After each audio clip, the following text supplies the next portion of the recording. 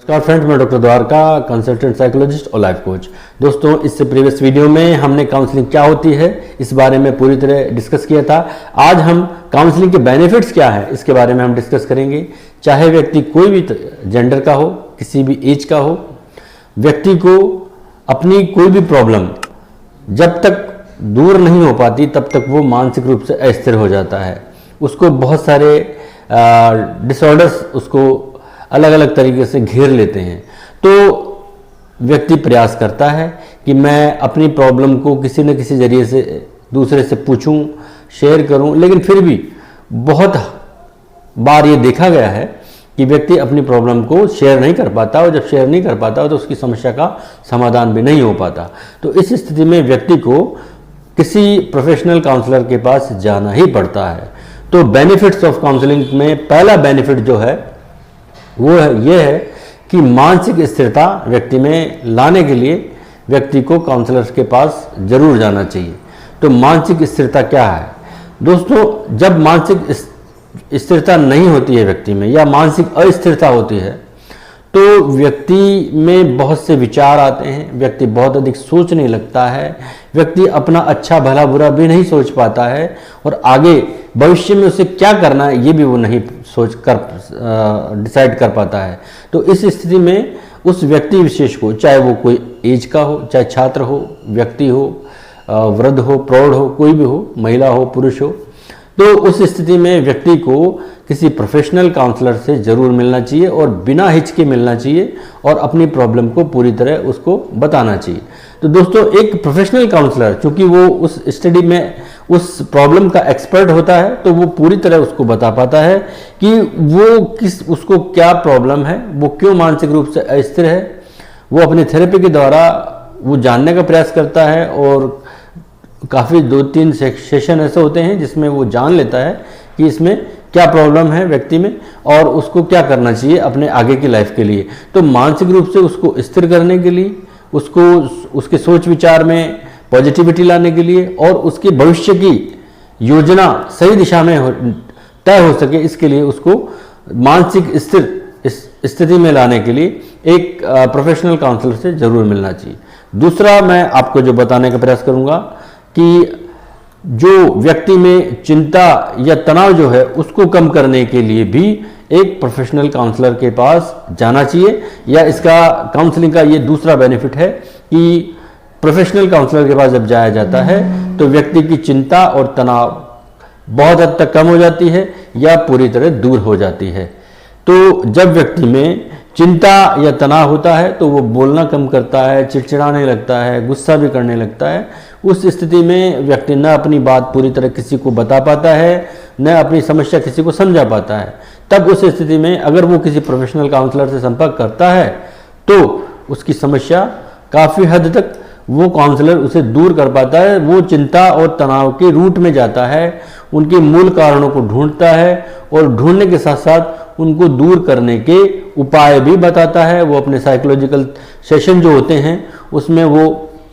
पूरी कोशिश करता है कि इस व्यक्ति को किस तरह इसकी चिंता और तनाव से मुक्ति दिलाई जाए। तो दूसरा बेनिफिट यह है कि एक प्रोफेशनल काउंसलर के पास जाने पर या काउंसलिंग लेने के लिए ये बेनिफिट ये मिलता है कि उसकी चिंता और तनाव दूर किए जा सकते हैं या खत्म किए जा सकते हैं। अगर हम तीसरी बात करें बेनिफिट, काउंसलिंग का तीसरा बेनिफिट क्या है, तो व्यक्ति में आत्मविश्वास यानी कि सेल्फ कॉन्फिडेंस, सेल्फ रेस्पेक्ट और सामाजिक समायोजन में सहायक होता है। एक काउंसलर उसको बहुत हद तक व्यक्ति में जब किसी भी तरह की प्रॉब्लम होती है, चाहे वो शारीरिक हो, तो उसके भी सिम्टम मानसिक रूप से दिखने को मिलते हैं या मनोवैज्ञानिक रूप से देखने को मिलते हैं। तो जब व्यक्ति में सेल्फ रेस्पेक्ट में कमी आती है, खुद के सेल्फ रेस्पेक्ट में कमी आती है, कोई भी उसको कुछ कह जाता है, बोल जाता है, उसको बुरा नहीं लगता, या उसमें कुछ कार्य करने की क्षमता नहीं रहती, सेल्फ कॉन्फिडेंस नहीं रहता, वो हमेशा डरा रहता है कि ये काम मैं करूं या न करूं, या मैं करूंगा तो होगा कि नहीं होगा, तब उस स्थिति में। और एक तीसरी स्थिति है कि वो सामाजिक समायोजन नहीं कर पाता। वो पूरी तरह जब बाहर निकलता है, चाहे वो परिवार में किसी से बोलने की स्थिति हो, या समाज में, मोहल्ले में, या वो कहीं पर भी अपने बोलने की जो उसकी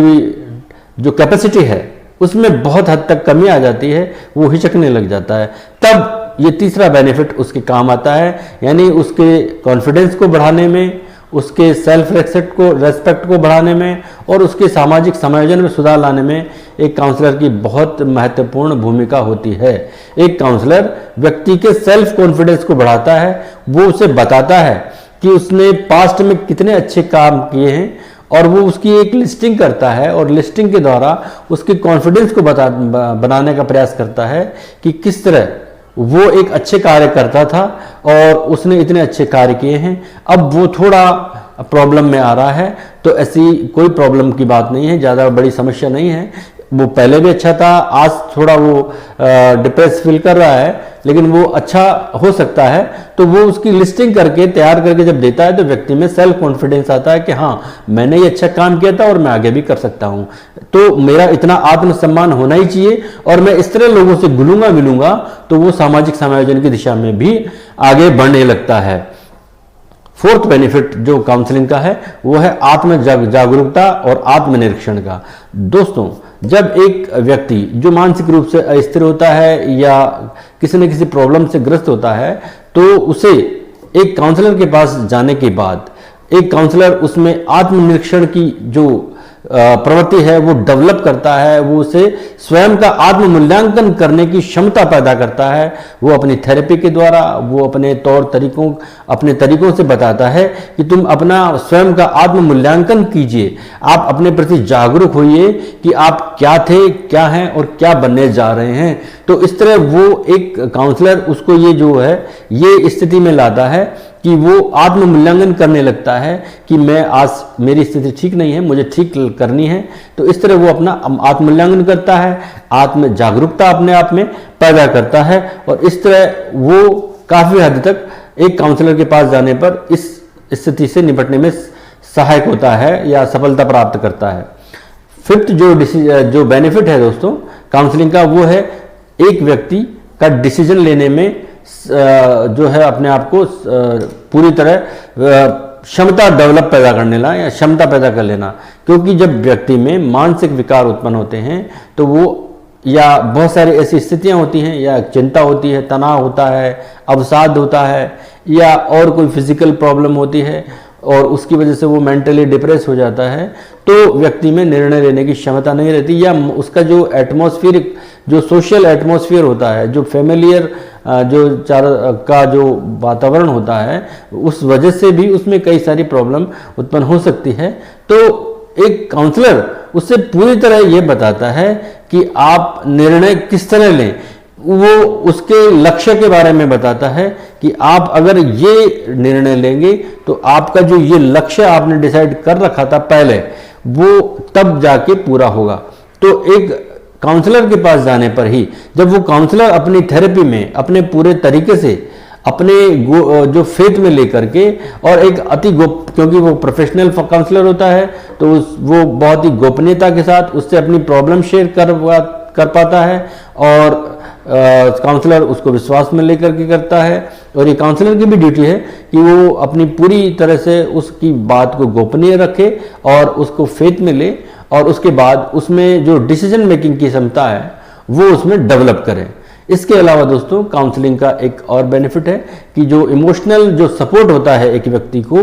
कि जहां व्यक्ति ना अपना दर्द बयां कर सकता है ना कोई खुशी बयां कर सकता है, वहां पर भी उसके कारण ढूंढने के लिए अगर वो क्या प्रॉब्लम आ रही है, उसके मेंटली जो उसका प्रोसेस है, कहाँ वो अपने आप को अनकंफर्ट फील कर रहा है, कहाँ एक ऐसी प्रॉब्लम आ रही है उसमें कि वो अपनी बात दूसरों तक शेयर नहीं कर पा रहा है, फैमिली के मेंबर के साथ भी शेयर नहीं कर पाता है, तो एक प्रोफेशनल काउंसलर उसे बता पाता है कि वो इमोशनल सपोर्ट देता है उसको और उसके बाद उसमें इमोशनल सपोर्ट जब स्थिति पैदा होती है तो काफ़ी हद तक उसमें सुधार आता है। इसके अलावा दोस्तों कई सारी ऐसी घटनाएं व्यक्ति के जीवन में होती हैं, चाहे वो मेल हो फीमेल हो, जो उसके बचपन में हो जाती है, किशोरावस्था में हो जाती है, जिनको वो दबाए बैठा रहता है, वो उसके अनकॉन्शियस माइंड में दबी हुई रहती है। एक काउंसलर उन दबी हुई इच्छाओं को, उन दबे हुए प्रॉब्लम्स को बाहर निकालता है। इन दबी हुई इच्छाओं की वजह से, इन दबे हुए प्रॉब्लम्स की वजह से व्यक्ति को फोबिया हो सकता है, हिस्टीरिया हो सकता है, ऑब्सेसिव कंपल्सिव हो सकता है, और भी बहुत सारे मनोवैज्ञानिक डिसऑर्डर हो सकते हैं या जो है विकार हो सकते हैं, जिन्हें व्यक्ति अपनी थेरेपी के द्वारा, एक काउंसलर अपनी थेरेपी के द्वारा जो है बाहर निकाल पाता है, उनकी रूट में जा पाता है और एक व्यक्ति को नॉर्मल कर पाता है, एक सामान्य जीवन जीने के लिए एक अच्छा माध्यम दे पाता है। तो ये सब बेनिफिट्स एक काउंसलर के पास, या काउंसलिंग के ये बेनिफिट्स हैं कि हमें काउंसलर के पास जाने पर ये बेनिफिट हो सकते हैं। तो कोई भी प्रॉब्लम होती है तो काउंसलर के पास ज़रूर जाना चाहिए। और कोई प्रॉब्लम हो दोस्तों, कोई जानकारी चाहनी हो तो आप ज़रूर मुझे इस वीडियो के कमेंट बॉक्स में आकर के शेयर कर सकते हैं मेरे साथ और अपने प्रॉब्लम के बारे में जान सकते हैं। मेरा आज का वीडियो यहीं तक था। धन्यवाद दोस्तों, नमस्कार।